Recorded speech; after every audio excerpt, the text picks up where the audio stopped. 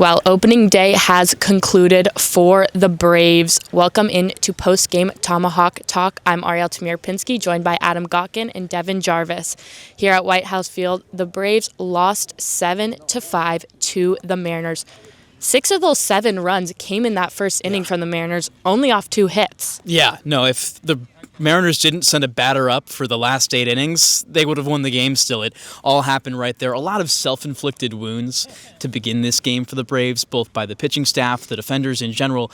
I think it's not something you'd like to see, but it also has its silver lining of, if that first inning didn't end the way it did, this could be a completely different game. I think there's a lot to be happy about this game. The Braves would have won this one 5-1 if not for that first inning.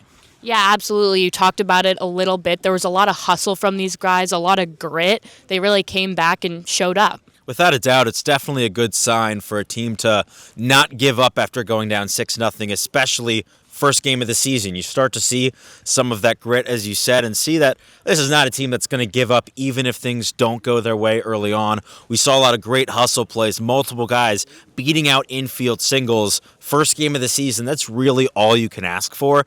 So, despite the fact that there was a tough start, like Devin said, a lot of positive signs here on opening day.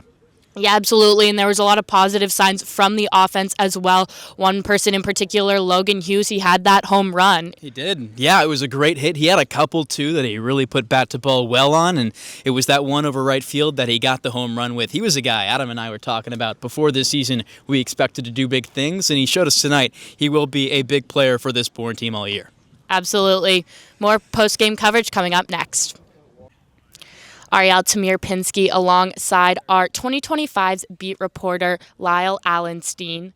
Lyle, tough loss for them tonight in the opener, but going into the home opener tomorrow, how are they going to bring up morale? Yeah, I think they kind of found their groove after the first inning. They gave up 6 spot, a lot of errors, pass balls, some walks, but they played really good after that. Bunch of base hits. They left the guys on base, which is kind of the story in this one. But overall, clean baseball toward the end, plenty of baseball left. Yeah, absolutely. Any positive hitting that you saw from anyone specific on the team? Weber Neals, 2 for 3, pair of base hits, pair of runs. Got a walk, really good spark at the end of that lineup, turning around for the top, and I think that's kind of a guy we want to watch going forward.